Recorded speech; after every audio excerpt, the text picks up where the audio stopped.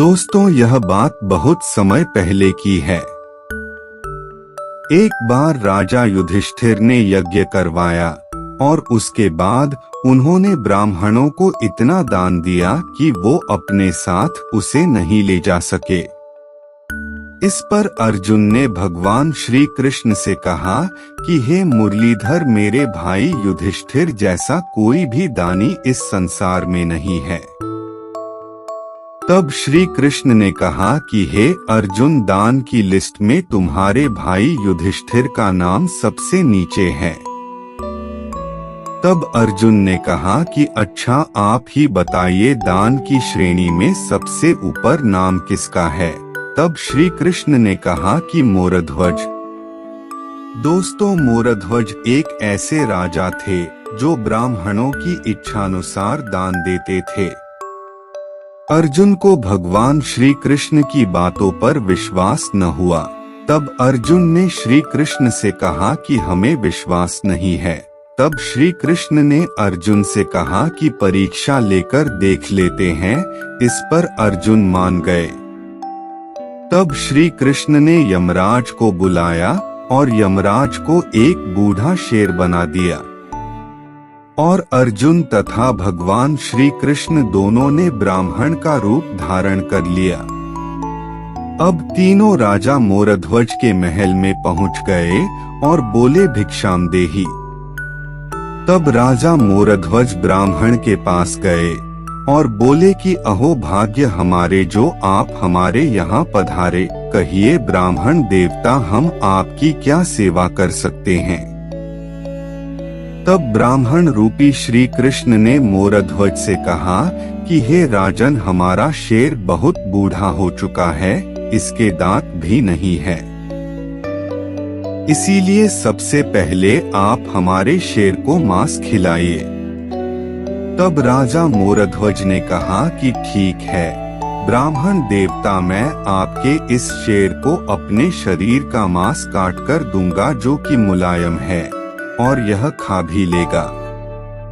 तब ब्राह्मण रूपी श्री कृष्ण ने कहा कि नहीं मोरध्वज, आप बूढ़े हो चुके हैं, इसीलिए आपका मांस काफी सख्त हो गया है, जो कि हमारे शेर के लिए सही नहीं है।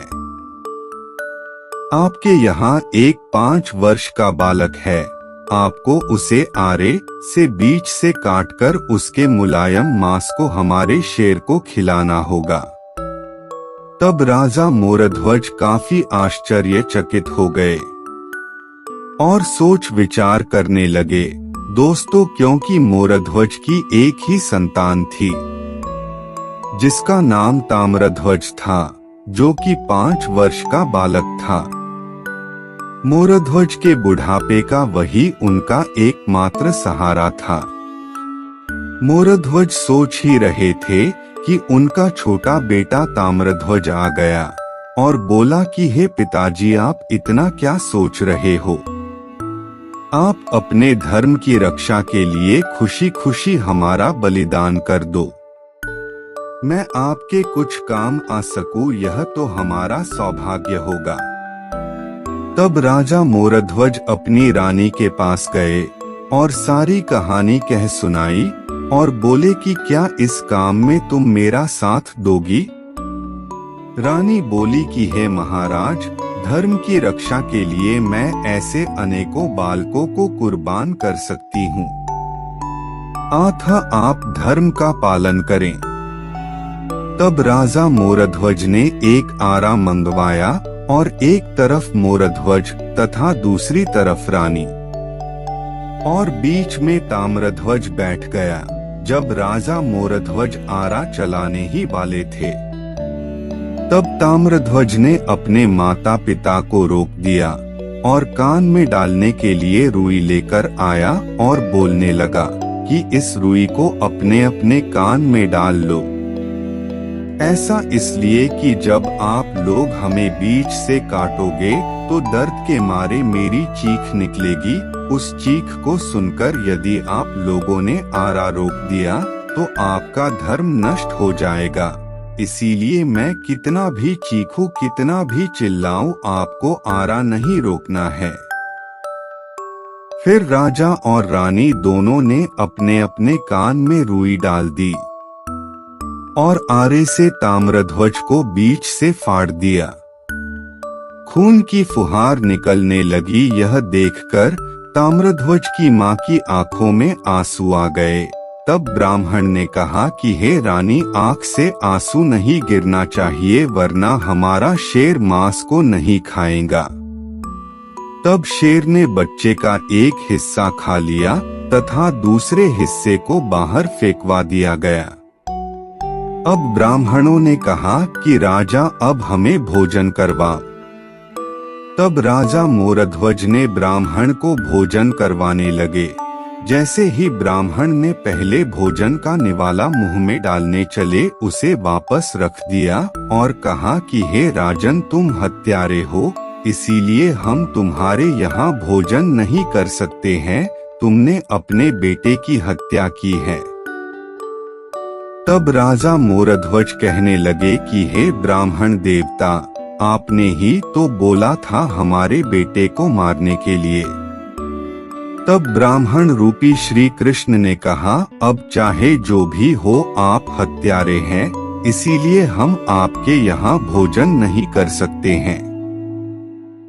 इतना कहकर दोनों ब्राह्मण और वह शेर राज दरबार से बाहर चले गए।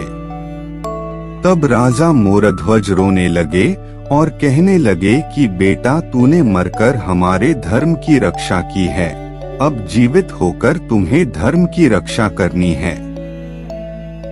यदि हमारे दरबार से ब्राह्मण भूखा ही चला जाए तो मेरे इतना दान पुण्य करने का क्या मतलब निकला। बेटा, अब तुम्हें ही हमारे धर्म की रक्षा के लिए आना होगा। अंदर से ताम्रध्वज की आवाज आती है कि पिताजी, मुझे आपके धर्म की रक्षा के लिए वापस आना ही पड़ा।